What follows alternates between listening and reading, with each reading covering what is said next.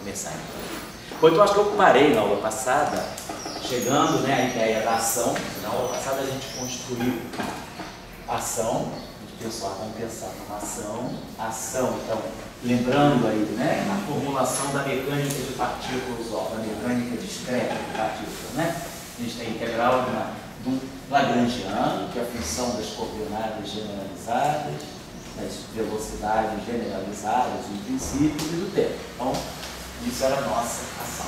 Aí a gente agora falou o seguinte: numa teoria clássica de campos, né, agora a ligação é essa. Na teoria clássica de campos, assim, a gente substitui a coordenada agora por algum campo clássico. Campos clássicos, porque a gente tem um conjunto de coordenadas.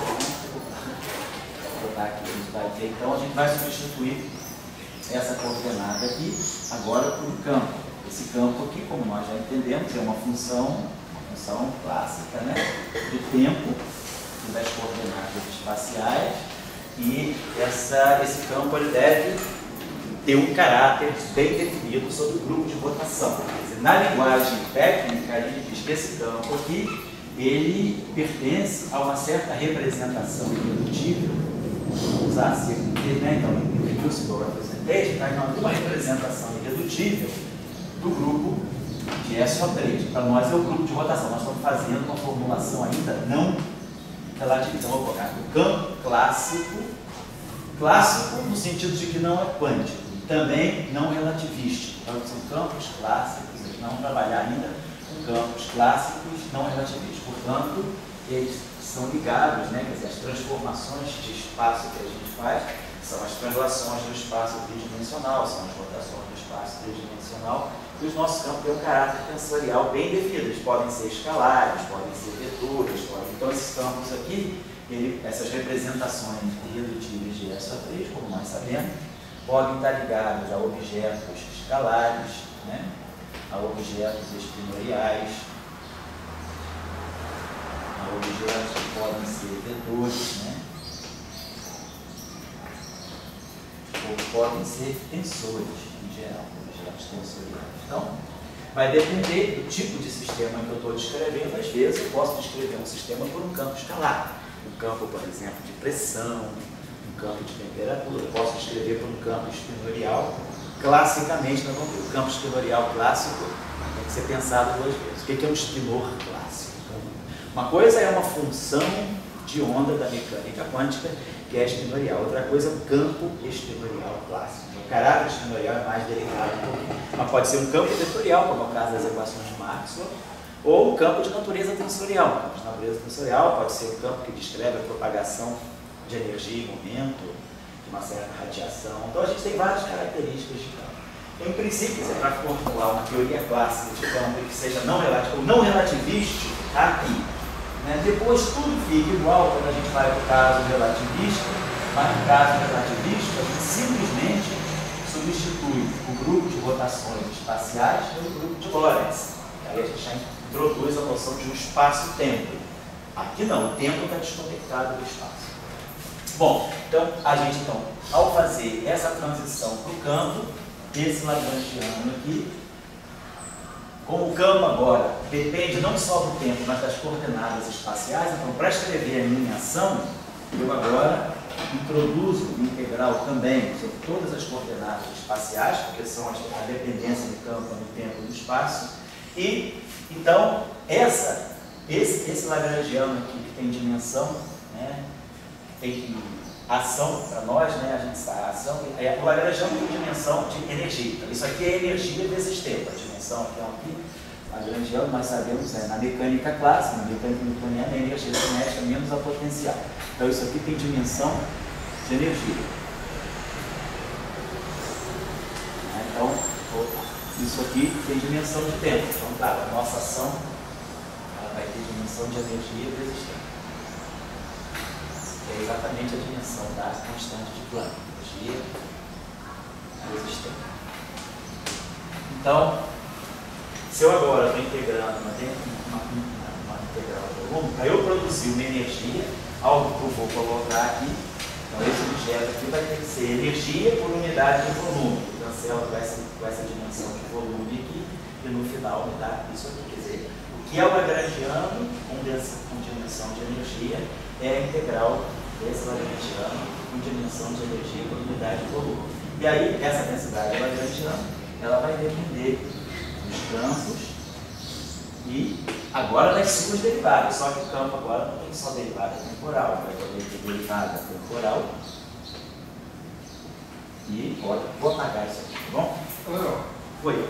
Sei lá, vou tentar achar uma interpretação para isso. Quando você pega na mecânica, digamos, você falou energia cinética, só que em vez de diminuir eu somo. Com a energia potencial tem energia mecânica, e aí a gente pensa como uma quantidade que se conserva por causa da homogeneidade do tempo, não é isso? Isso. Agora, com a interpretação análoga para o lagrangiano, sem ter que usar a integral A, coisa que eu integro e tem um mínimo, mas o lagrangiano em si, uma caracterização dele. O lagrangiano, na verdade, o que você mostra é que tem uma sistemática por trás da equação de Newton, por trás da equação F igual a dp dt, você pode sempre derivar essa equação em qualquer problema em que você não tenha dependência, né? Você pode ter dependência na velocidade, mas se você não tem dependência na aceleração, qualquer problema, se a força não depende da aceleração, a força depende do tempo, a força depende da velocidade, a força depende da posição, você pode sempre escrever a tua lei de Newton como equação derivada de um lagrangiano. Você reconstrói o lagrangiano a partir da lei de Newton. Então, a interpretação que está por trás é que, como lagrangiano, você tem um padrão universal de sempre chegar à lei de Newton para qualquer sistema. Olha isso que está louco. Por isso que ele é T menos V. Não tem uma interpretação por que ele é T menos V. Não é a soma, ele não é energia. Ele está ligado à energia do sistema, mas a construção é T menos V, justamente porque, na verdade, no fundo, parte do caso mais simples que você reproduz é pensar no caso da força conservativa. Quando você tem uma força que é derivada de um potencial. Então, quando você tem uma força que é derivada de um potencial, você pode mostrar que essa equação de movimento, se você quiser colocar aqui, então, em termos tridimensionais, você pode mostrar que essa equação de movimento ela pode ser obtida sistematicamente a partir de um lagrangiano, que é T menos V, usando o princípio variacional. E aí, lembre-se, o princípio variacional é um princípio, ele não é demonstrado, ele é um princípio. Você supõe sempre que a dinâmica do sistema ela acontece, né, naquilo que minimiza a ação, o mínimo da ação. Tá? Então aqui eu vou colocar em princípio, eu vou fazer o seguinte, pessoal, eu vou colocar aqui derivadas. O Lagrange, eu acho que é de 1750, né? Eu nem sei a data. Se é Lagrange, século XVIII, mas eu não sei exatamente a data, se eu não posso procurar. O que é verdade é que ele não é muito depois assim de Newton. Sei. Entende assim, o Newton, como ele fez a pergunta, F igual a MA, né? Certo. E daí já havia a É que formação Newton é século XVII, isso aí deve ter vindo um pouco depois com Leibniz e Lagrange, mas eu não sei, vou te dizer que eu não sei exatamente a data, né? A datação, não sei te dizer não. Mas é bom a gente procurar. Aqui eu estou só lembrando o seguinte, isso que eu chamo de DI, na verdade é a derivada em relação à coordenada x. Isso aqui eu estou fazendo essa notação simplificada, né? Quer dizer, o campo depende das derivadas espaciais e das derivadas temporais, né? Então, por isso o lagrangiano depende. De princípio, claro que a gente pode, depois vamos falar de derivadas superiores. O que significa você ter mais derivadas de campo no lagrangiano. Então, essa vai ser nosso ponto de partida. Vamos pensar então, que a nossa teoria clássica de campos ela vai ser definida então, a partir de uma ação que vai ter essa estrutura geral. Então, isso aqui é a nossa densidade de lagrangiano, está integrado em x para dar, então, isso tudo aqui, no fundo, a energia por unidade de volume com volume cancela, então fica energia vezes tempo, energia vezes tempo. Então, vamos colocar aqui a primeira. Então, isso aqui eu estou colocando esse campo phi, é um campo genérico, eu não sei ainda o que ele é. Vamos fazer alguns exemplos agora, para a gente ter isso mais claro, não tratar isso como uma mera expressão muito formal. Por exemplo, vamos supor que eu tenha um campo, vamos imaginar um campo genérico. A gente imagina o quê? Um campo, ele significa a energia cinética na mecânica, né? É a medida, né? Na verdade, da variação da coordenada com o tempo. Então, o sistema tem um caráter dinâmico no sentido que ele varia com o tempo. Então, aqui, claro, eu vou imaginar que aquilo que seria a energia cinética, né? Vamos dizer assim, a energia cinética da partícula,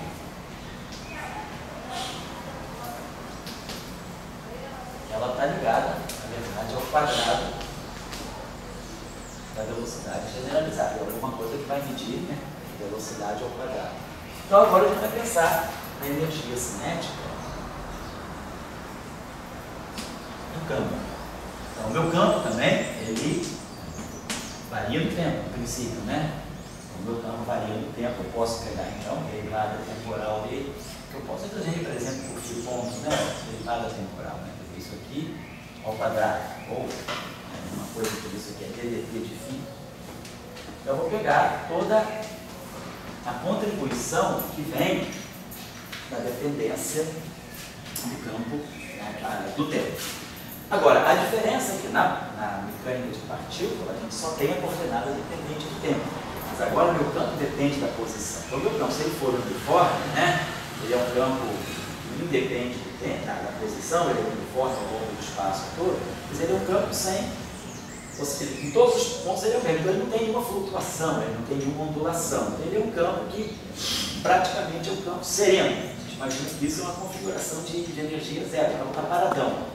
Agora, se o campo começa a ter uma dependência espacial, eu imagino que para esse campo ter essa dependência espacial, quando eu vou de um ponto para outro do espaço-tempo, eu vejo um campo diferente, isso pressupõe que esse campo tem intrinsecamente uma energia. Então a gente chama, vamos dizer assim, é a energia, vamos dizer assim, associada ao gradiente do campo. O fato do campo está variando espacialmente também. Na verdade, não precisa ser só o gradiente, pode ser, se o campo for vetor, pode ter um rotacional, pode ter uma divergência. Se o campo for escalar, esse gradiente aqui é no sentido meio estendido da palavra, um gradiente entre aspas, no sentido de que é a dependência, quer dizer, uma energia associada à dependência espacial do campo, que é alguma coisa que vai estar ligada, então, ao campo, às variações do campo espaciais. Então, eu espero ter isso que a gente imagina, quer dizer, uma partícula livre, ela só tem essa energia. Isso aqui é o que a gente imaginaria, quer dizer, energia cinética, isso aqui é o caso livre.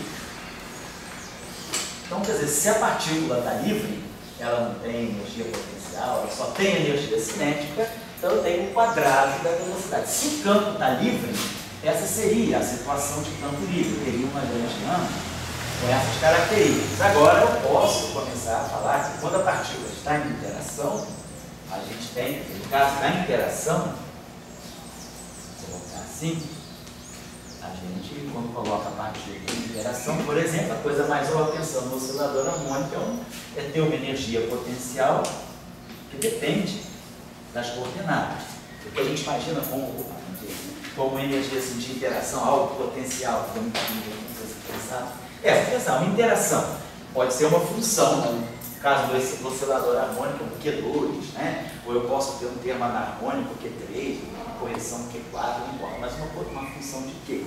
Mas não necessariamente, só isso. A gente pode também, por exemplo, quando a gente coloca uma partícula em campo eletromagnético externo, se vocês se lembrarem, né? Quer dizer, o lagrangiano da partícula do campo eletromagnético externo, meio de n, velocidade ao quadrado, energia cinética. Depois tem a parte de energia potencial, a parte ligada à interação, né, com o campo, corrente, a partícula tem carga, tem uma velocidade, ela tem uma corrente. A corrente interage com o potencial magnético.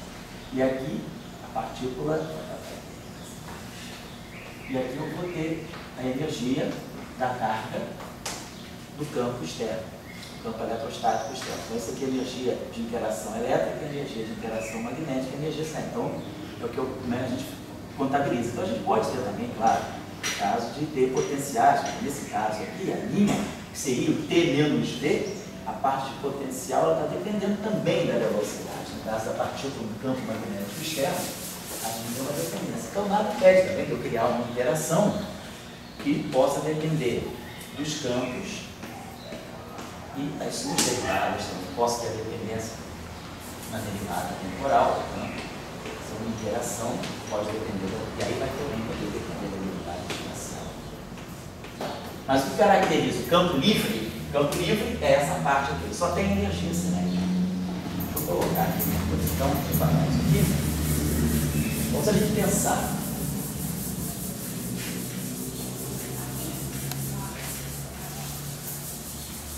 Então, o campo, que é um campo escalar, se pegar um campo de natureza escalar, ele não tem componente nenhum.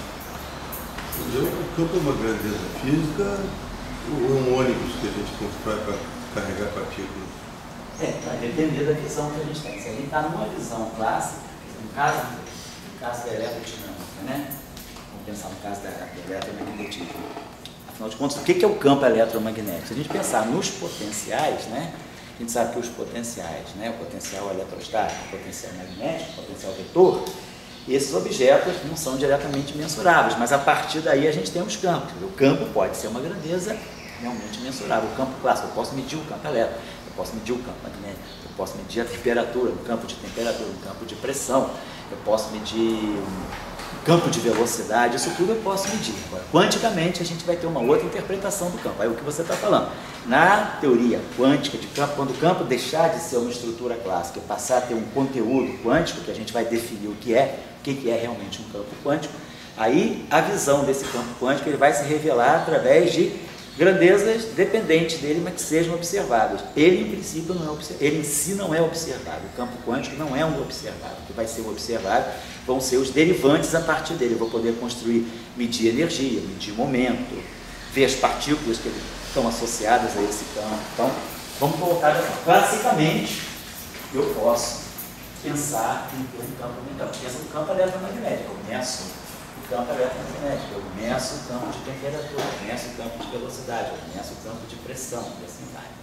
Quando você fala de observar, por exemplo, o campo magnético, você mede, mas de acordo com como você se move, ele muda. Então, isso. Mas ele não parece uma coisa muito real, né? Quer dizer, você mede, ele está de um jeito, e você se mexe um pouquinho e ele não, mas já está claro que isso aí depende. Quer dizer, são campos que, na verdade, você não tem campo magnético, você tem campo eletromagnético. Então, é uma questão de referencial. Mas isso não inviabiliza ele como um objeto mensurável. Simplesmente o teu estado de movimento, ele interfere naquilo que é o campo elétrico ou que é o campo magnético. Mas, na verdade, o que é o campo elétrico? É uma coisa só. Agora, não tem uma situação assim como o capital vai além da mercadoria, o campo não vai além das partículas? Sim, o campo vai muito mais, o campo vai além da partícula. Né? Mesmo na versão quântica, o campo vai além da partícula. Tem campo que não tem interpretação de partícula, nós vamos ver depois. Na teoria quântica de campos, em geral, a gente pega toda partícula, ela vai estar associada a um campo. Então, todas as partículas do modelo padrão têm associadas a ela um campo. Qualquer partícula do modelo padrão tem associada a ela. Qualquer partícula fora do modelo padrão, por exemplo, eventualmente as partículas supersimétricas, bósons de Higgs extra, as partículas, o que seria o setor de partículas do setor de matéria escura, tudo isso vai ter um campo por trás. A gente sempre associa partícula a campo, mas nem sempre o campo descreve uma partícula. Por exemplo, na descrição da energia escura, tem formulações que você associa um campo para descrever essa densidade de energia escura e não tem nenhuma partícula associada. Você tem o campo, na verdade, o que é importante do campo é que ele é uma distribuição de energia que se espalha, que se propaga pelo espaço-tempo. Então, é uma descrição, é uma propagação de energia, uma propagação de momento. Ele propaga grandezas físicas. Você pode ter um campo carregado, ele propaga carga. Você tem um campo que vai descrever o campo do elétrico, ele propaga cargas elétricas, quer dizer, ele propaga excitações, ele propaga algum tipo de excitação no espaço-tempo. Isso é o campo, em geral. Não necessariamente ele está associado à partícula. A gente tem um pouco o vício de associar campo a partícula. O que é mais correto é associar partícula a campo. Então, sempre a gente, por trás de uma partícula, associa um campo. Na visão da teoria quântica de campo, como a gente colocou na primeira aula, a gente desconstrói a noção de partícula e substitui a partícula por um campo. Mas, às vezes, tem campo que não é a desconstrução de uma partícula. Você pode ter campo que não tem interpretação de partícula. Ele não vem de partícula nenhuma. Ele é um campo que apenas distribui energia e momento pelo espaço-tempo. Certo? Ele interage da mesma forma com as partículas que esses campos que são representados. Interage, você pode propor interações. Não, ele tem todo o sentido, não, ele só não tem interpretação de partícula. Tá? Poderia dizer para o lado, uma equação de campo. Para o lado esquerdo, que é a parte cinética, mais ou menos está descrevendo o campo com partícula. E o lado direito está trazendo o campo por si próprio. Na versão clássica, não. Na versão clássica, o lado esquerdo, vamos ver agora, nesse momento, o lado esquerdo, ele descreve o campo como uma radiação. Então, ele não vai ver o campo como uma partícula que tem energia e momento. Ele vai ver o campo como uma radiação que tem frequência e comprimento de onda. Na visão de partícula, quando você então introduz a mecânica quântica e faz a ponte da radiação, uma interpretação corpuscular, esse campo vai descrever uma partícula. Vou fazer exatamente isso agora para ficar já claro isso dele. Então, vamos pensar num campo escalar. Você diria, então, José, assim, só complementando, quer dizer, a origem da noção de campo estaria no dualismo onda-partícula? No campo quântico, sim. Não, mesmo no campo clássico, digo não, assim. O campo clássico ele nem conhece a relação. O campo clássico ele está descrevendo uma radiação. Então, mas não necessariamente com interpretação corpuscular. Porque para você introduzir a interpretação corpuscular, você vai passar pelo H, pela constante quântica. Então o campo clássico ele não conhece a constante de Planck. O campo clássico ele é uma mera distribuição de energia e momento. É uma radiação que se propaga no espaço. É um sistema contínuo. Então, um sistema agora que é uma radiação, você não tem mais pontos dispersos, você tem um contínuo de energia e momento, carga ou outras propriedades que se propagam, número bariônico, você tem um contínuo de grandezas físicas que se propagam pelo espaço e tempo. Se associa a isso um campo de radiação. Aí, quando você interpreta, a radiação pode ter uma natureza corpuscular via de Broglie, aí você joga essa interpretação para o campo também. Aí o campo quântico vai estar associado, a relação de dispersão dele, que antes era uma relação de dispersão para frequência e comprimento de onda, ela agora vai ser uma relação de dispersão para energia e momento. Aí vai ser uma relação de partícula mesmo. Vamos fazer isso agora para ficar mais concreto no discurso. Vamos pensar um campo escalar. Então vamos dizer assim, vamos colocar dessa forma, ele vai ter um tanto de energia cinética. Vou colocar aqui constante que depois a gente pode fixar. Por exemplo, vai ter alguma coisa que meça a energia cinética, um campo escalar. Eu vou chamar esse campo escalar de φ, para ser muito criativo. Então a noção geralmente chama campo escalar de φ pequeno. Então vamos lá, ou pode ser um S, não importa, alguma coisa que seja um escalar. Então ele tem uma energia cinética, alguma coisa está impedindo energia cinética. Esse coeficiente a gente vai ver depois que ele pode ser. Ele pode ter aqui a parte de energia que vem do gradiente dele. Eu posso colocar aqui o gradiente de φ ao quadrado. Né? Mas o gradiente de φ ao quadrado é gradiente de φ, né? Escalar gradiente de φ. E em termos de coordenadas a gente pode escrever ddxi do φ, ddxi do φ. Estou usando a regra da soma. Quando tiver índices saturados assim, repetidos, é que eu estou somando de 1 a 3, eu não vou nem, a gente não escreve. Então, eu posso escrever esse termo aqui, reescrever esse termo desse modo assim, B,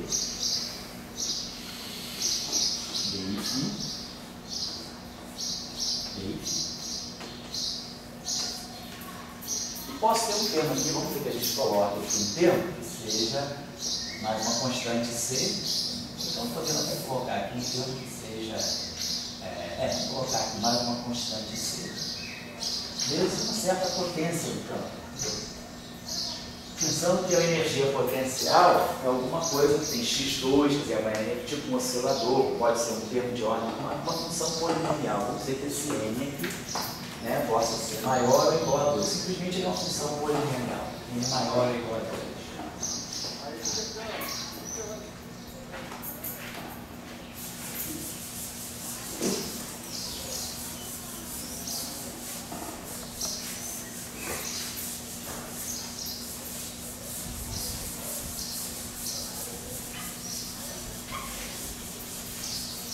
Depois vamos deixar uma...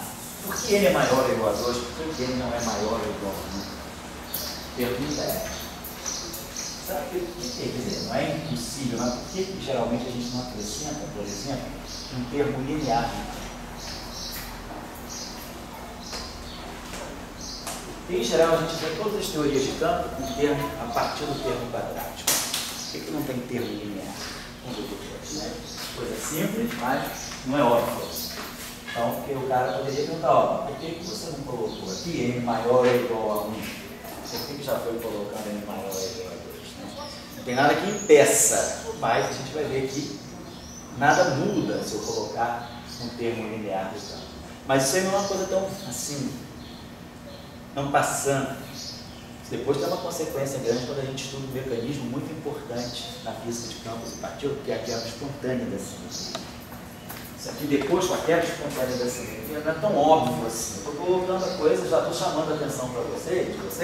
Então, todo mundo já deve ter ouvido falar, pode não saber, mas já ouviu falar na chamada quebra espontânea da simetria, a importância da quebra espontânea da simetria para gerar o mecanismo de Higgs, para poder gerar, né, as massas e a física, as interações, a partir do Higgs. E na quebra espontânea de simetria, esse termo aqui já não é tão inconsequente quanto aqui. Aqui eu já começo com maior igual a 2. Eu não quero complicar a vida de vocês, eu quero dizer não quero também trabalhar com vocês num ritmo de inocência, esconder os problemas, tá? O cara nunca pensa que vai ter, posso sempre eliminar o termo linear. Pode, enquanto você não tiver nenhum, não se esbarrar na quebra espontânea da simetria. Então já fiquem com a luz acesa, né? Para avisar. Tem quebra espontânea da simetria? A questão do termo linear no campo já não é tão óbvio. A própria física vai gerar isso, então estou só chamando a atenção. Mas aqui, vamos depois entender, no final, vamos tentar compreender qual é a razão pela qual a gente sempre começa com um termo maior igual a 2. Se fosse um oscilador harmônico, isso aqui seria, né? Se isso aqui é um oscilador harmônico, tem exatamente o oscilador harmônico. No caso do oscilador harmônico, o problema é unidimensional. A coordenada do oscilador harmônico, ela é uma coordenada, ela não depende da posição, ela já é a posição. Então o problema de um oscilador, se eu pegar um campo que não tem dependência na posição, se eu pegar um campo que seja uniforme, então, a derivada espacial desse campo é zero. Esse campo não depende da coordenada espacial, ele depende só do tempo. Não certo? Quer dizer, em todos os pontos do espaço, o campo é o mesmo em todos os pontos do espaço, mas ele não depende da posição, mas ele depende do tempo. Então, ele pode estar fazendo isso, vibrando à vontade, mas ele vibra igual em todos os pontos do espaço. Ele não tem dependência espacial, mas tem dependência temporal. Se ele não tem dependência espacial, mas tem dependência temporal, esse termo morre. Então, ele não tem essa energia do gradiente, mas ele tem energia cinética propriamente dita do tempo. Então, se eu pegar, por exemplo, um campo uniforme, espacialmente uniforme, eu vou gerar exatamente uma ação aqui, um Lagrangiano, que pode ser um oscilador harmônico. Eu posso pegar A igual ao meio, fica um meio de ddt do x ao quadrado, isso aqui é zero, e aqui eu posso essa constante igual a menos o meio de x2. Eu pego φ, então esse φ de t, se não tem dependência espacial, se eu pego configuração de campo uniforme, eu posso identificar isso aqui como uma coordenada, sei lá, Q de t. Esse Lagrangiano aqui pode virar, se o C for menos meio, por exemplo, né? Ele vai virar o menos 1, T menos V, isso vai virar exatamente a ação de um oscilador harmônico simples. Então, a gente vai ver que, de uma teoria de campos, eu posso sempre gerar um modelo mecânico. Por trás de toda teoria de campos existe uma mecânica também. Basta você, que é o que eu chamo, na verdade, uma mecânica é uma teoria de campos unidimensional. Vamos ver depois, vamos pegar um modelo mecânico de campo mais elaborado, e a gente vai ver, quando a gente pega a particularidade, a gente pega a seção, vamos dizer, pegar de todas as configurações de campos possíveis, eu vou pegar todas aquelas que não dependem da posição. Como é que esse modelo que eu estou propondo, ele fica no caso de campos uniformes? Uniformes, mas dependentes do tempo. Então a gente tira a dependência espacial. Quando eu tiro a dependência espacial, o meu campo vai passar a depender de uma coordenada só. E aí eu começo a cair no problema que tem uma natureza mais mecânica. Então a gente pode extrair um modelo mecânico a partir de uma teoria de campo. Nós vamos ver que, na verdade, a mecânica que está por trás do campo eletromagnético, se a gente pegar o Lagrangiano, que vai dar para nós o campo eletromagnético livre no vácuo, a radiação eletromagnética, o que está por trás do campo eletromagnético que se propaga livre no vácuo é exatamente o oscilador harmônico tridimensional. Então a gente vai ver que por trás de uma teoria de campo sempre existe um modelo mecânico também, que é o que a gente chama de caso unidimensional. Uma teoria de campo unidimensional é, na verdade, um modelo mecânico, que não é a mesma coisa que a redução dimensional, que é uma outra coisa que nós vamos falar hoje. Então vamos lá, então vamos pegar o caso ainda. Então isso aí é uma possibilidade, depois nós vamos discutir, só estou apresentando possibilidade. Vamos supor agora que eu não tenho campo escalar. mas que eu tenho um campo de natureza espinorial. Então, lembrando aí que nós fizemos o curso de equação do Dirac, agora esse ano, tivemos uma boa discussão sobre o que são os espinores. Então, se a gente está falando do grupo de rotações, nós sabemos que o nosso campo espinorial é um campo, né, que tem duas componentes complexas, que eu vou chamar de psi alfa, que vai depender de V de X. Então, tem uma natureza duplete. Alfa igual a 1, 2, ele tem duas componentes. Como é que ele se transforma por uma rotação? Quando eu faço uma rotação no espaço, a gente pega essa transformação x' e faço uma rotação no espaço. Essa matriz R é uma matriz de SO3, né? Faço uma rotação tridimensional nas coordenadas espaciais. Essa matriz é uma matriz ortogonal, um determinante 1, ela apresenta os ângulos e os módulos, é uma matriz de rotação típica. O meu espinor ele vai sofrer essa rotação também. Só que a rotação que ele sofre, como ele tem duas componentes só, não pode atuar sobre ele. É uma matriz 3x3. Essa rotação vista no espaço dos espinores é uma rotação de S2. Então, quando eu faço essa rotação no espaço, o espinor ele sofre essa rotação. Psi' alfa vai ter aqui uma matriz S alfa beta atuando no psi beta. Só que essa matriz aqui não é uma matriz de SO3, é uma matriz de SO2. Então, quando eu faço uma rotação SO3, os espinores sofrem a mesma rotação, só que sob a forma de uma matriz SO2. E a relação entre SO3 e SO2 é essa aqui. A matriz de SO3 é alfa, beta, atuando nas matrizes de Pauli, sigma I, beta gama, e aqui atuando na matriz inversa, gama delta, isso aqui vai dar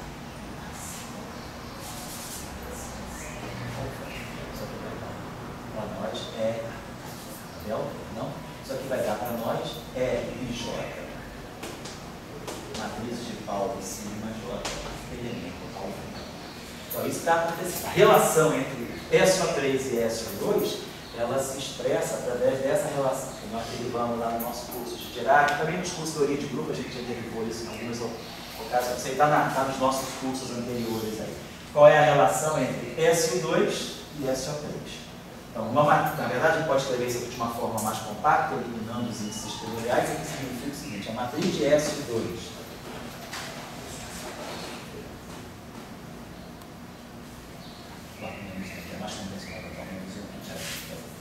então, se eu pegar uma matriz, a SO2, matriz inversa, se a matriz é SO2, ela é unitária. Se ela é unitária, o inverso dela é o conjugado hermitiano dela.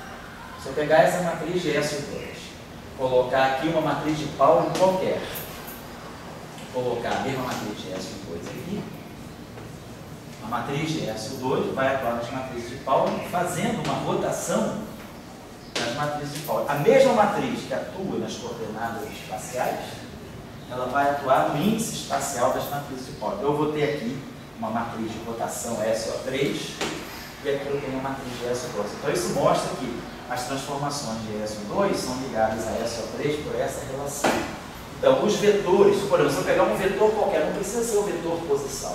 Se eu pegar um campo vetorial, por exemplo, um campo que tenha tipo campo potencial eletromagnético, se eu pegar esse campo aqui e fizer uma rotação SO3 dele, ele vai seguir o mesmo padrão. Esse campo aqui a rotação que ele vai sofrer quando eu faço essa rotação dos eixos espaciais, vai ser essa rotação. Ele é um campo vetorial, então ele roda que nem as coordenadas espaciais. Tudo que é espacial, ela percebe essa rotação. Mas tudo que é espinorial, essa rotação se reveste de um outro modo. É a mesma rotação. Os mesmos ângulos de rotação estão envolvidos, só que eles estão escondidos nessa matriz e não nessa matriz. Não sei se está claro nos outros cursos, eu só estou chamando a atenção. Então, para lembrar que o campo espinorial, ele é uma representação tensorial não tão trivial do grupo de rotação. Ele está escondido num outro espaço, ele é uma rotação bidimensional. Só a matriz que representa a rotação tridimensional é uma matriz bidimensional complexa, é uma matriz de SO2. Tá bom? Então, só para lembrar isso aí, e a relação que fixa a relação entre S e 2 e SO3 é essa. Quem precisar disso aqui, tem 2 cursos como vocês podem encontrar isso. O curso de equação de Dirac, que a gente deu esse ano, nas primeiras aulas, deve ser nas aulas de maio, e o curso de teoria de grupo, que também está no Professor Global, que a gente deu entre 2012 e 2013. Nesse curso de teoria de grupo, a gente fez isso com bastante detalhe também. Então, quem precisar, vai acompanhar. Só antes de você fazer a pergunta aqui, quem está colocando é o Charles, que você falou nos vídeos. Isso, todas as quartas-feiras. Aula 1, 2 e 3 está na parte de iniciação científica, só que a partir da aula 4 ele começou a botar na parte de campus. Ah, então é bom a gente ver isso, eu não sabia. Ele trocou. Que curso é esse? Não, esse que a gente está fazendo agora. Esse também, ele botou aula 1, 2 e 3 na parte de iniciação científica e depois repetiu tudo e botou da 4 e agora vai botar 5, suponho, no campus clássico. No campo clássico tem 1, 2, 3. Número 4 não está na iniciação científica, por exemplo. Tá. Entendeu? Ele já começou a botar o resto tudo. Mas a 1, 2, 3 estão dos dois lados. Estão dos dois lados. Então eu vou mandar ele tirar tudo da iniciação científica. Isso, porque eu fiquei esperando a 4 e não saía. Eu falo com ele hoje. Deve estar em outro lugar, né? Hoje eu falo com ele, então a gente fala no tempo, mostra se vocês irem dizendo pra gente. Então, as aulas 1, 2, 3, elas estão nos 2 links. Sim. Mas a partir da aula 4 está só na campus clássico. Aí dá a sensação de que a 4 não saiu, né? Então tá, eu vou tirar tudo dali. Vou falar com ele. Obrigado. Fala, Dória. Eu sou engenheiro. E quando ele construiu desde pirâmides até o século XIX, equação de dutos, velocidade, etc. E eu consegui fazer toda a minha engenharia sem precisar de espinor. Sei. Desde tipo, onde agora um engenheiro vai precisar de espinor? Como precisa. Se for na Austrália, tem uns grupos de engenharia lá que são especialistas. Construíram até um espinor, uma máquina que é um espinor. Eles construíram um robô espinorial. Então, os engenheiros usam demais espinores. Os engenheiros usam não só espinores, usam patérnios também. Eles usam números complexos, usam patérnios. Então, tem bastante coisa de engenharia mecânica escrita em termos de espinor. Tem muitos problemas, sobretudo essa discussão de deformações mecânicas, o pessoal usa muito. Eu sei, isso eu aprendi lá em Trieste com um professor que era da engenharia mecânica, lá da Universidade de Trieste.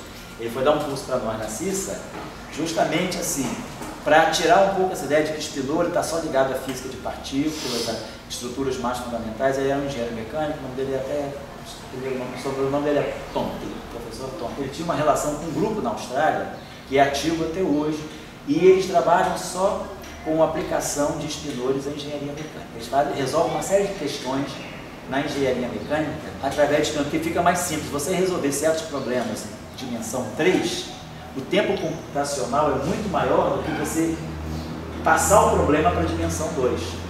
Então você imagina, se você tem que fazer uma operação matricial, tudo bem, você trabalha com a matriz 3x3, são 9 elementos. Trabalhar com 9 ou com 4 não é muito diferente.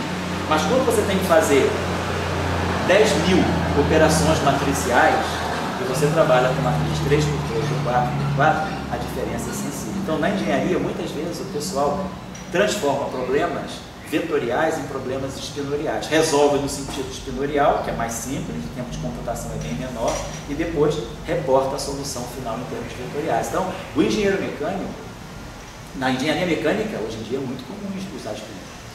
Tem vários compêndios de espinores em engenharia. Tá? Bom, então, agora, em termos de natureza, ele só aparece com o campo fermiônico. Em termos de natureza, o espinor, quer dizer, o campo de natureza espinorial, seja que está aparecendo sempre natureza associada a campo fermiônico, a partícula fermiônica, spin meio, spin 3 meios, spin 5 meios. Os spins semiteiros são sempre descritos por campos espinorial. No caso, tudo começou com a equação de Dirac, com a equação de Pauli. Pauli, quando se descobriu o conceito de spin, em 5, lá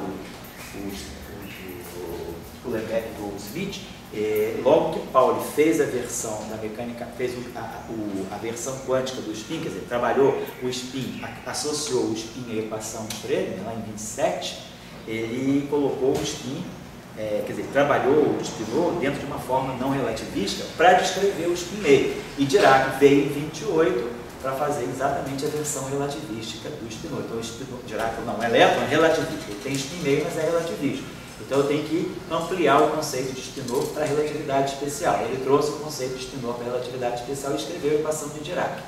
Então, na física de partículas, vamos dizer assim, o spinor foi descoberto em associação, claro, com o spin do elétron na equação de Pauli. Mas aí é uma versão, essa versão é a versão não relativística, não é um spinor do grupo de Lorentz, é um spinor de SO3. Ele tem duas componentes. Na equação de Dirac, como nós vimos ao longo do curso passado, ele tem 4 componentes. O spinor relativístico, quando a gente escreveu a equação de Dirac, que é uma equação relativística, o spinor tem 4 e não 3 componentes, tá certo? Que aliás está na sua manga, né? Está na minha manga. O pessoal lá de Mato Grosso, falei, bota a equação de Dirac em algum ponto. Aí eles refizeram as camisas com a manguinha de Dirac aqui. Até eu ganhei uma nova por isso. O bem falou que ficou bem legalzinho. Então vamos lá. E por clube de futebol, sabe? Oi? Se clube de futebol botar a declaração de Dirac, como seria... CBPF for fazer uma partida aí com a tempo, quando vocês organizarem uma partida CBPF contra o FRJ, vão com a camisa do Atlético Clube Dirac, ou Dirac Futebol, Dirac Pernas de Pau Futebol Clube. É bonito uma camisa, né?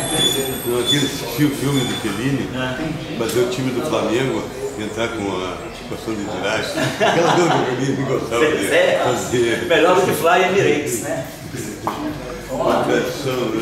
Então, o campo espinorial. Então, a mesma coisa. O campo espinorial, eu posso construir a energia cinética dele. Então, vamos ver o seguinte. A gente pode construir. No princípio, eu poderia pensar o seguinte. A coisa mais óbvia que tem é pegar a energia cinética dele. Energia cinética, uma coisa mais óbvia da energia cinética dele seria, então, pegar o psi Tiger ponto psi ponto. Isso aqui seria a coisa mais óbvia da energia cinética. Teria energia, isso aí daria psi1 ponto estar, psi1 ponto mais psi2 ponto, asterisco, complexo conjugado, psi2 ponto.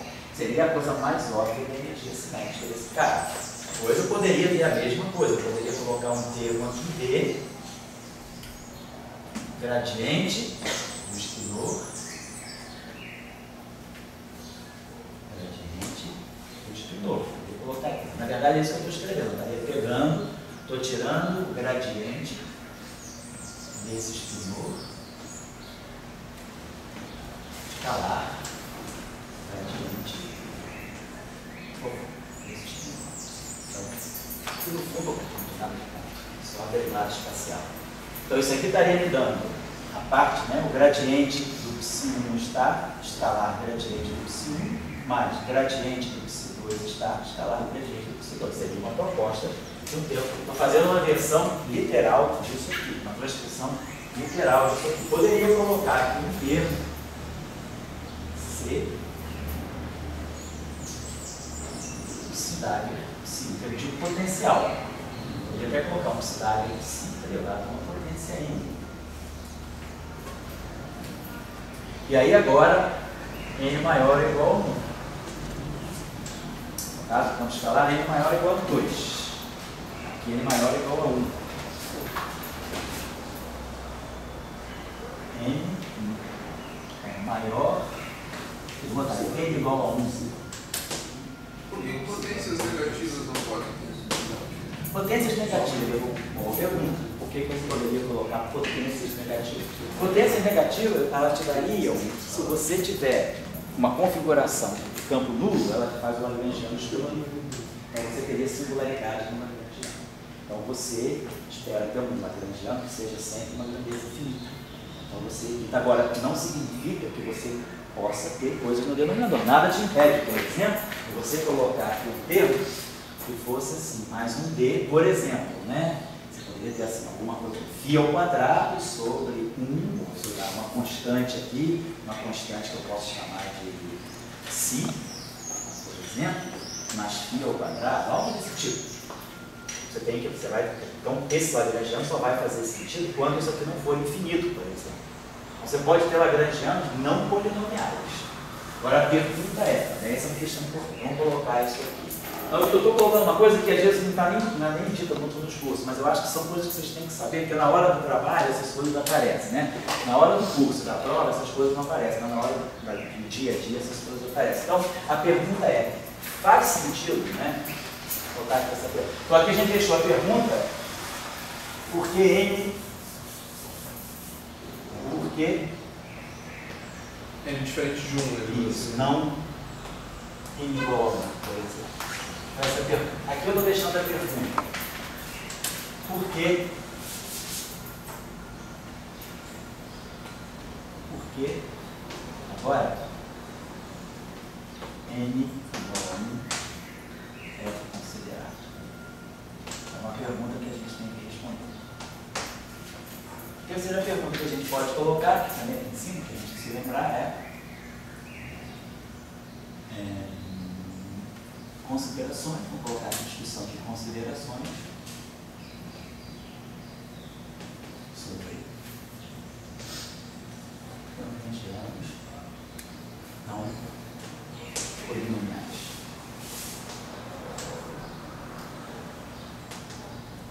Por exemplo, esse lagrangiano aqui tem uma natureza polinomial, vai ser potências de φ, potências inteiras, né, de φ. Agora, como o Guilherme levantou a questão, por que não potências negativas ou por que não campos no denominador? Quem já ouviu falar na chamada teoria de Brand-Dicke, da gravitação com um campo escalar presente, na teoria de Brand-Dicke da gravitação, aparece um campo chamado campo do Dilaton no denominador. Pode acontecer.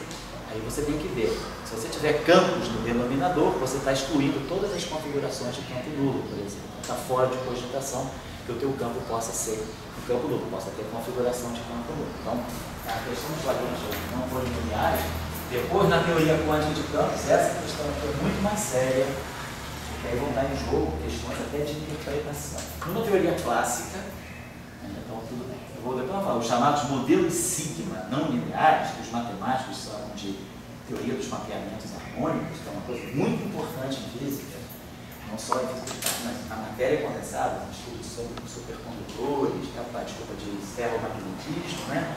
A discussão do magnetismo, primeiro também a discussão dos supercondutores, né? O modelo de Hopf, toda a matéria condensada tem muitas questões envolvendo modelos sigma não lineares, na física de partículas também. Na física hadrônica, né? Descrever os mesons e os baryons através de modelos sigma não lineares, que são teorias efetivas, tudo isso aqui nada mais é do que lagrangianos não polinomiais. Então, lagrangianos não polinomiais é uma questão à parte.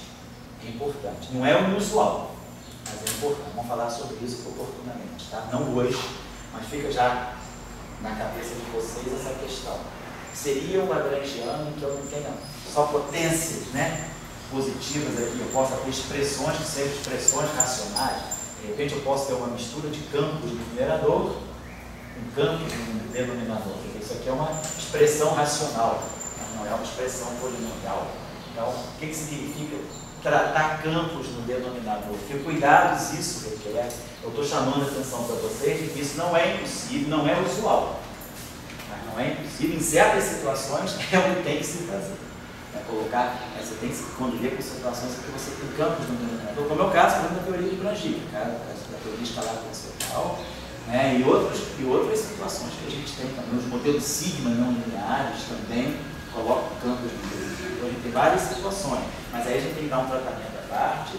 Não é assim, não é tudo que vale aqui não vale lá. Então você tem lagrangianos não polinomiais, a gente tem que ter certos cuidados que a gente vai aprender aqui.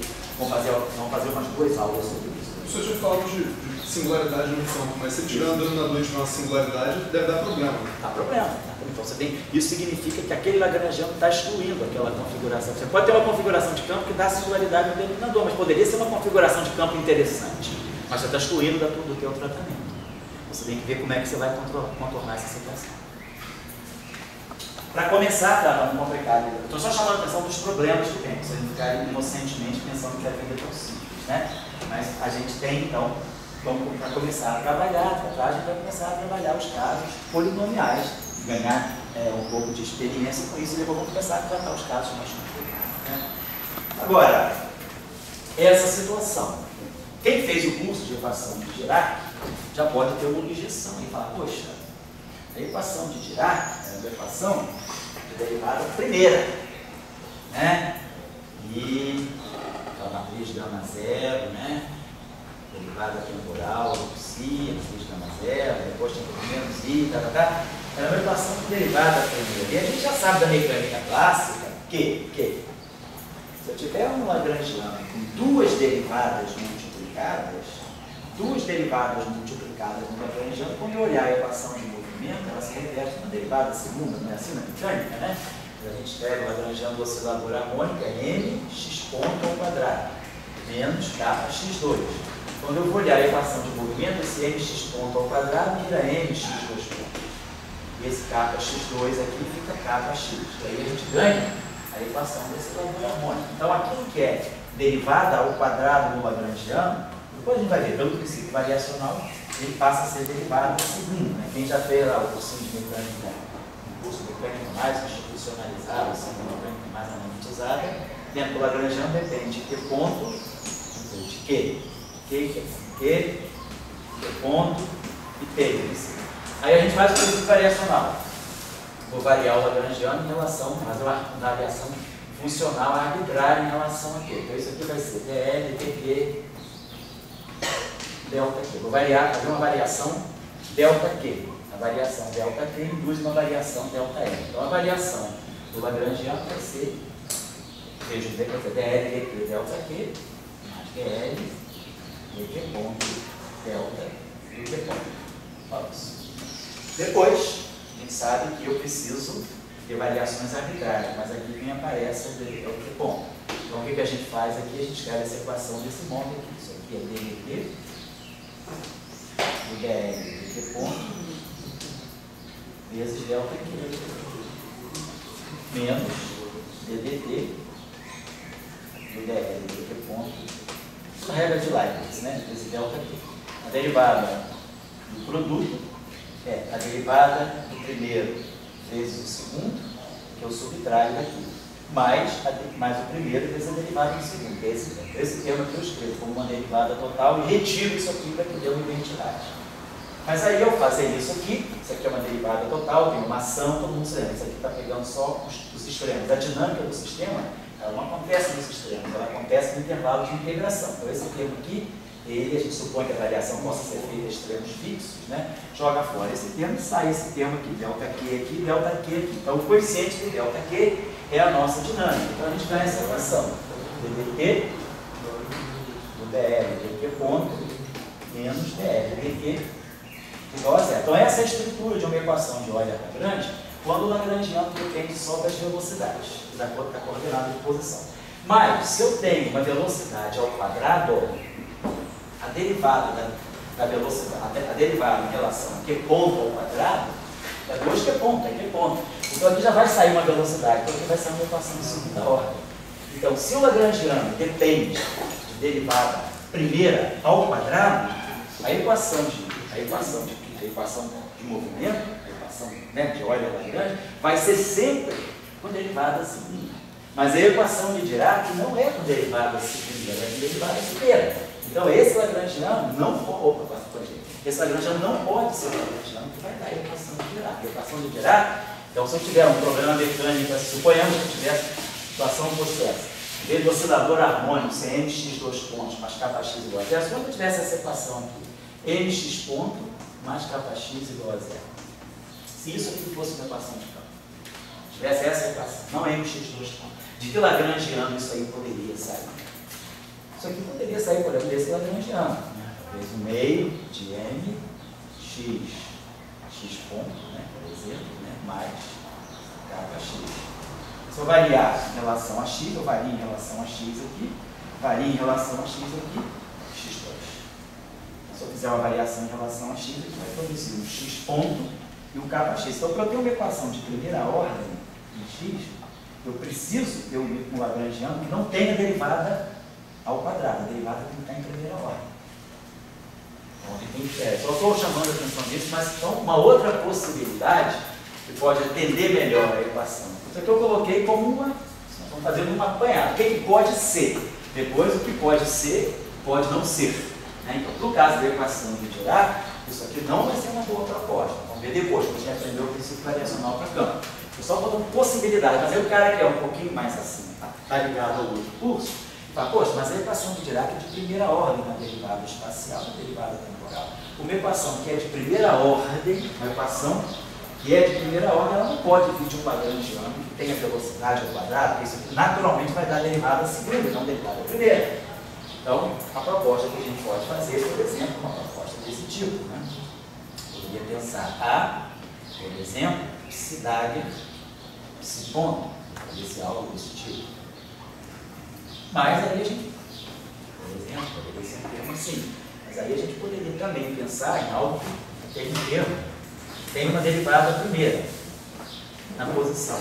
Mas aí eu tenho como contrair, eu posso pegar as matrizes de Pauli e fazer um gradiente, escalar gradiente de psi. Então não deixei de ter uma equação aqui. Outra coisa, o lagrangiano é um escalar, ele é uma energia. Então ele não pode ter índice vetorial sobrando, os índices têm que estar todos casados. Isso aqui casa todos os índices espaciais, e isso aqui casa todos os índices, né, vetoriais. Na verdade, isso aqui é para ser pensado desse modo, é para ser lido assim. Isso aqui é psi alfa, tá? Isso aqui é um vetor linha, que é o transposto desse. Aí as matrizes de Pauli com índice I, elas vão ter índice alfa beta, os índices vetoriais. Esse campo aqui, esse índice, né, o I daqui está contraído, o gradiente pega o sigma. Então esse produto escalar é sigma 1 ddx mais sigma 2 ddy mais sigma 3 dz, que é isso aqui. Derivada I do espinor psi beta.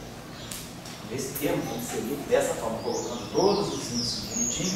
Ou seja, ele não sobra índice alfa, não sobra índice beta, não sobra índice I. Então não tem índice sobrando, porque isso é um escalar, não tem índice sobrando, não tem nenhuma referência no final a uma direção. Então, essa é uma proposta possível. E aqui eu posso colocar um termo, por exemplo, que nem esse, mas não sei. Mas aqui eu já me safei no sentido de que eu agora tenho uma lagrangiano que depende só de derivada primeira. Então, se ele depende só de derivada, se ele não tem quadrado, não tem derivadas primeiras em nenhuma potência, a chance de nós ganharmos uma equação de primeira ordem é plena. Então, vamos ver depois que essa equação vai colocar em ritmo de colisão com a equação de Dirac, mas essa não. E depois. Então, por exemplo, eu pegar um campo escalar. Se eu pegar um campo vetorial, por exemplo, vamos supor que eu tenho um campo vetorial. O campo vetorial já é diferente, eu não tenho o gradiente dele, mas eu posso tirar rotacional, posso tirar divergência. Então, se nós pegarmos um campo vetorial, então o intervalo já dá, tá? Se nós pegarmos um campo vetorial, por exemplo, né? Então um campo que tem, tá, esse campo assim, um campo.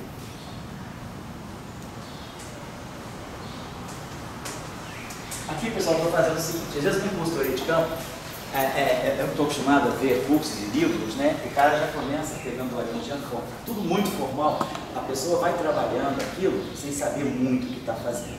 Eu prefiro usar aqui um método chamado método Suzuki. Eu não sei se vocês conhecem o método Suzuki japonês para estudar música. O método, você estuda 2 anos de violino sem saber ler nota. Você toca 2 anos. Então eu prefiro fazer assim na teoria de campo. Ele vai mexer com muitas coisas sem formalizar. Depois que você começa a ler a nota, depois que você sabe tocar, que é igual a gente fala, né? Ninguém aprende a gramática antes de falar. Eu não dou aula de português para o meu filho falar. Ele fala e depois o português vai corrigindo. O método Suzuki é um método muito interessante.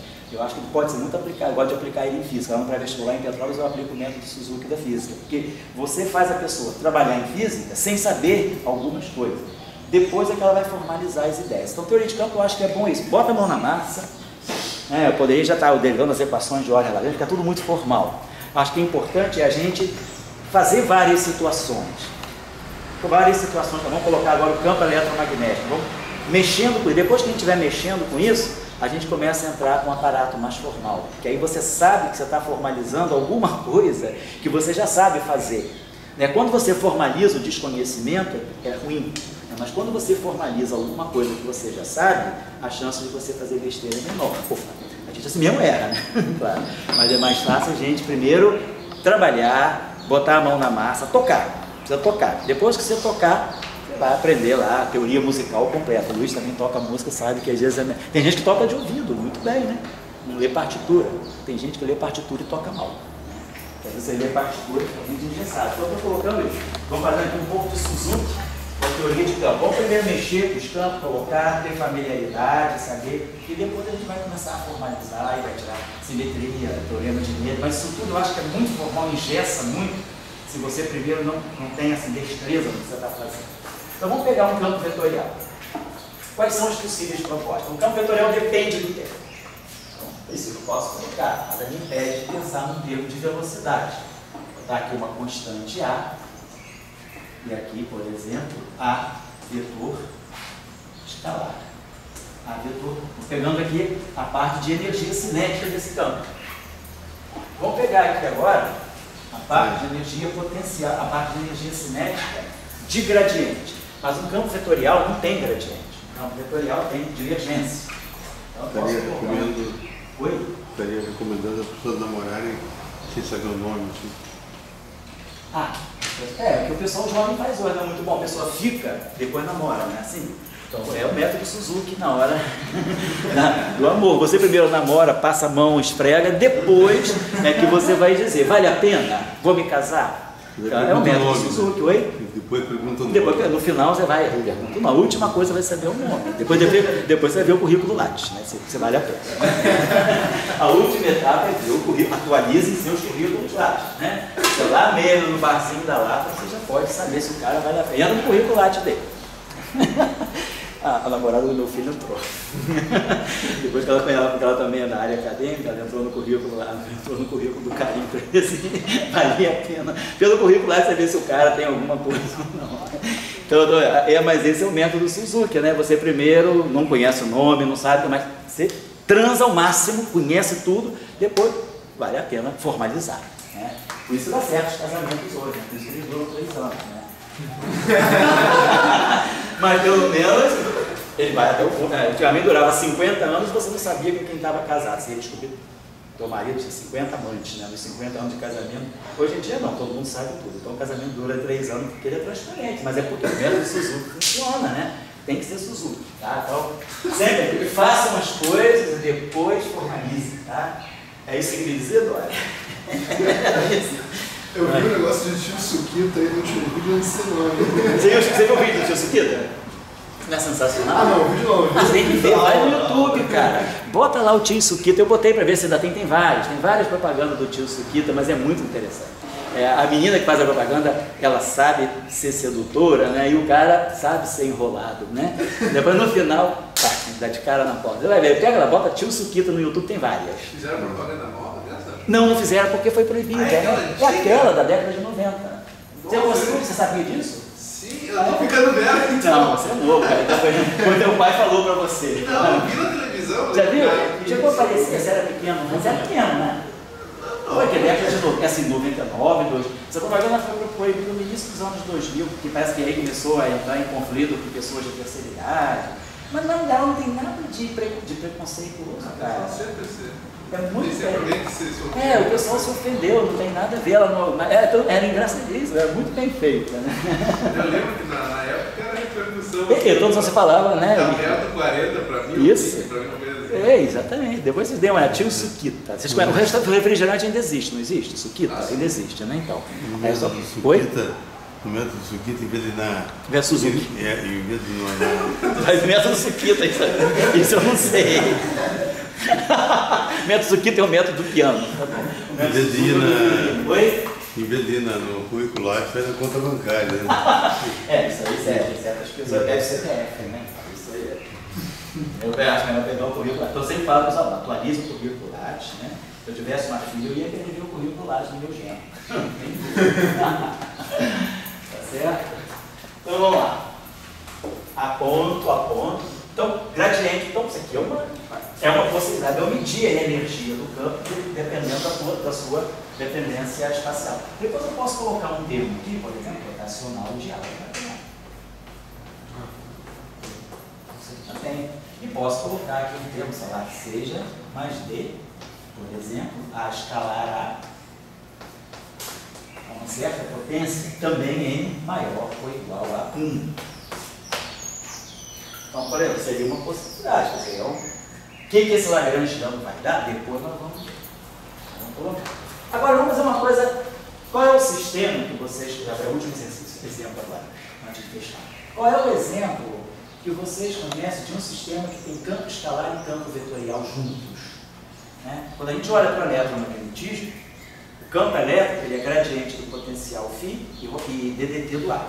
E o campo magnético rotacional de ar. Então, para escrever a radiação eletromagnética, ou para descrever o campo eletromagnético, eu preciso de dois potenciais. A partir desses potenciais, eu construo os campos, né? Mas o fundamental do eletromagnetismo, na verdade, não é o campo E e o campo B. O campo E e o campo B estão nas equações de Maxwell. Mas a gente tem uma coisa por trás, que é mais fundamental da eletromagnetismo. Ao invés de eu ter 3 campos E e 3 campos B, 6 coordenadas, eu tenho, na verdade, 4 coordenadas. Eu tenho uma situação mais minimalista. Eu tenho um escalar, 3 componentes dentro dela. Eu tenho 4 objetos.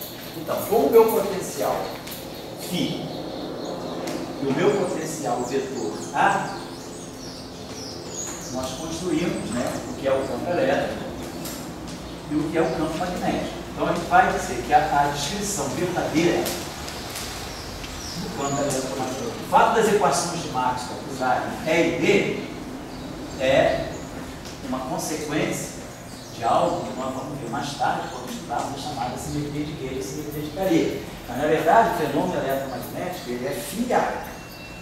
Apesar de que a física do campo eletromagnético, classicamente falando, ela se revela por E e B. Mas a gente vê que o campo eletromagnético, a raiz mais profunda dele não é o E e o B, é o fio A. Se você se lembrar, coloca mecânica clássica pura, newtoniana, pega o lagrangiano, pega uma partícula que tem a massa M e carga Q. Coloca um campo eletromagnético externo. Quem é o hamiltoniano dessa partícula, né? É P mais QA ao quadrado sobre 2M, né? Mais Q φ. Então, quando a gente escreve o hamiltoniano, ou quando a gente escreve o lagrangiano, meio mv ao quadrado, né? Menos Q φ mais Q d escalar. Então, quando a gente escreve o hamiltoniano ou o lagrangiano de uma partícula de mecânica clássica num campo eletromagnético externo, quem aparece no lagrangiano e no hamiltoniano não são E e B, são φ A. Então, isso mostra que, na verdade, né, a grandeza fundamental do campo eletromagnético são os potenciais. Os campos são grandezas separadas. Bom, a partir desse pressuposto, para mim o campo eletromagnético ele está no φ do A. O E e o B são consequências. O que eu fizer para φ e A, claro, vai repercutir para E e B. Mas o que eu fizer para E e B pode não repercutir para φ e A. Porque E e B são estruturas mais complexas. Então eu posso mexer no E e B e, sem saber, estou perdendo coisas que eu poderia fazer com φ e A. Se eu mexo com φ e A, eu estou mexendo na raiz do campo eletromagnético. A raiz está ali. A partir de φ e A eu tiro tudo. Então, poderia pensar, como é que eu posso escrever esse lá? Agora eu tenho um sistema de campo misto, não tenho um campo sozinho. Eu posso misturar esses campos. Então, vamos pensar. Quantas possibilidades? Pega o campo escalar. A gente já fez tudo para o campo escalar. Eu posso pegar, por exemplo, A φ ponto ao quadrado. Mais B gradiente de φ escalar gradiente de φ.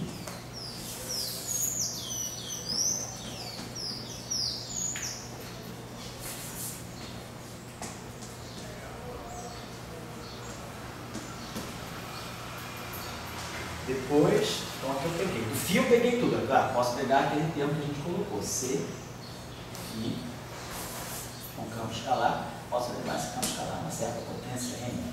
Legal. E aí, bom, agora entrar com o setor vetorial. Posso pegar agora o que a gente já fez lá. Vamos colocar aqui uma grandeza alfa do A ponto ao quadrado. Vamos pegar agora, vamos juntar tudo que eu tenho no campo A. Mais um beta divergência de A.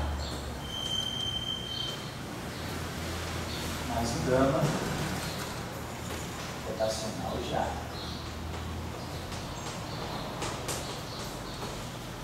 Tudo ao quadrado. Tudo tem que ser escalado. Durante uma energia, densidade de energia. Tem que ser escalado. Pode ter índice sobrando. Bom, posso colocar aqui mais um gama. Vou colocar aqui mais um psi. Eu não vou colocar delta, porque eu vou depois fazer variação delta, para não confundir o delta da variação com delta é parâmetro. Então, eu vou colocar um parâmetro psi. Como eu coloquei aqui, psi, por exemplo, A escalar A Entendeu? Nada agora, uma potência N. É melhor botar N mais 1, então um fio lá, porque não vai poder... Mas eu botei diferente, ó, N. Ah, tá. Agora, os dois campos estão desacoplados. O fenômeno eletromagnético não desacopla os dois campos. O B só vê o A, mas o E vê o fio A. Então o fio A, de alguma maneira, podem se juntar. Então, por exemplo, eu poderia perguntar, seria isso? Eu não posso pegar um termo desse tipo. Eu poderia pegar um termo desse tipo. Por exemplo, Φ ponto, A ponto. Posso pegar esse termo não é um escalar, só para o vetor, isso não pode.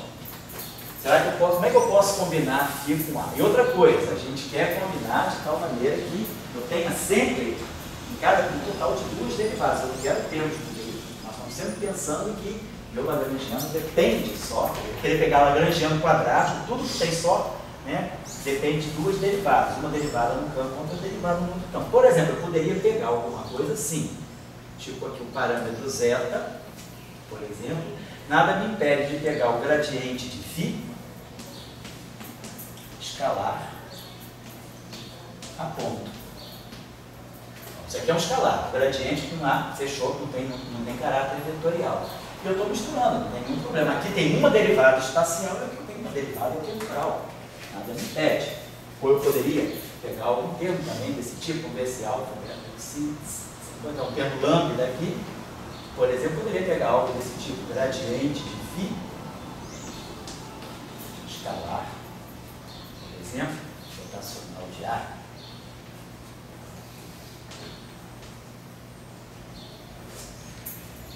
Por isso, por exemplo, eu poderia pegar um termo, poderia pegar assim, φ ponto, divergência de A.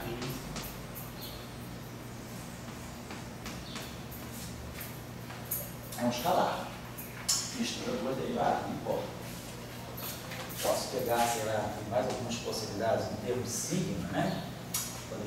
Do fio eu já peguei o gradiente e o de divergência temporal, tudo que eu posso fazer. Eu peguei o rotacional com esse. Eu nunca quero ter mais do que 3, eu quero sempre ter duas derivadas em cada termo. Pode parecer qualquer distribuição dessa, assim? Pode. Em princípio pode. Depois você vai ver o que você vai querer, o que você não vai querer. A física você vai decidir depois. Primeiro a gente está fazendo isso, a gente está jogando tudo que é possível. Agora, depois que a gente tiver algo mais concreto na mão, quer dizer, será que o que você espera que a gente possa obter?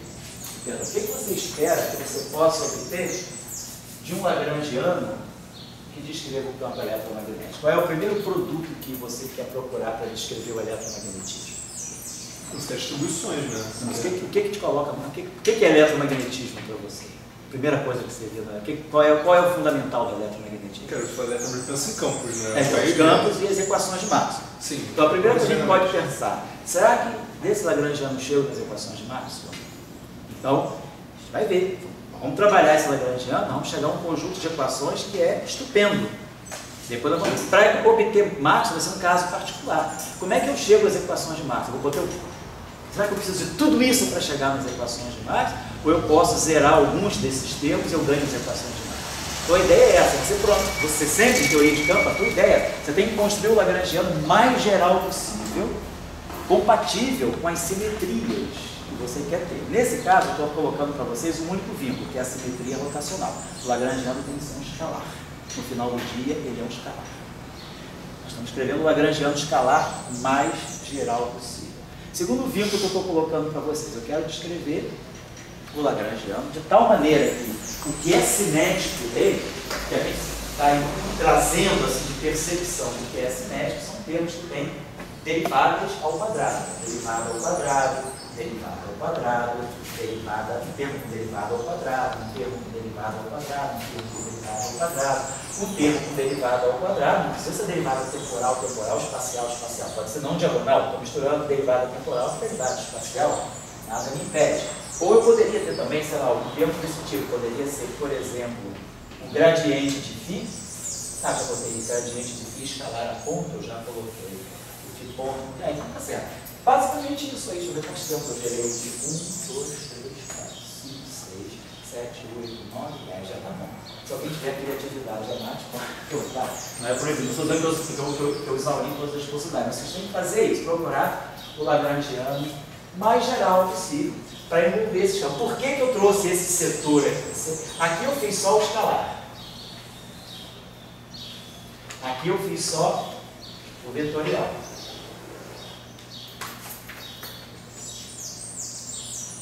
E aqui nós estamos fazendo o tensorial, ou o tensorial misto. Então, por que eu introduzi esse termo misto? Introduzi esse termo misto porque se eu estou descrevendo um sistema elétrico, se eu quero ter comprometimento com eletromagnetismo, o fio A não pode estar descasado. Tem que ter alguma coisa que mixe, né, que faça esse acoplamento do fio A. O fio A se acopla no campo eletromagnético, no campo elétrico.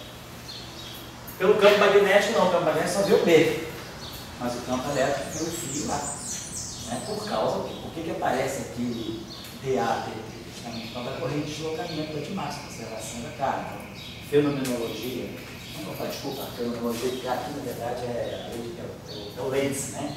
É o rotacional de E, o rotacional do gradiente é zero, o rotacional de E é menos dBT do rotacional de A, que é B. O rotacional de E é igual a menos dBdt.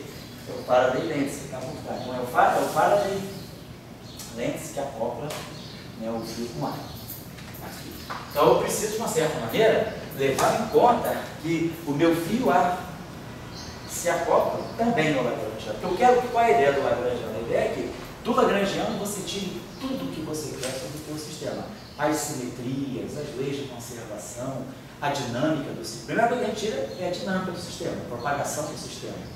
As equações de Euler-Lagrange. Depois, as simetrias têm que estar todas guardadas. O lagrangiano é importante por isso. Ele é aquela caixinha, né, que detém todas as propriedades que você vai ter no teu modelo. Então, o meu lagrangiano ele já deve guardar esse acoplamento do fio com A nesse estágio, certo?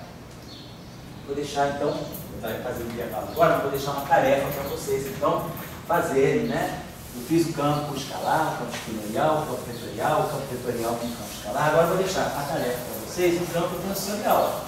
Imaginando que a gente pode contar com a expertise do tipo aí, né? Dois matemáticos de plantão, né, então, que podem, se alguém tiver alguma dúvida, consultá-la. Então, vamos colocar agora o caso tensorial.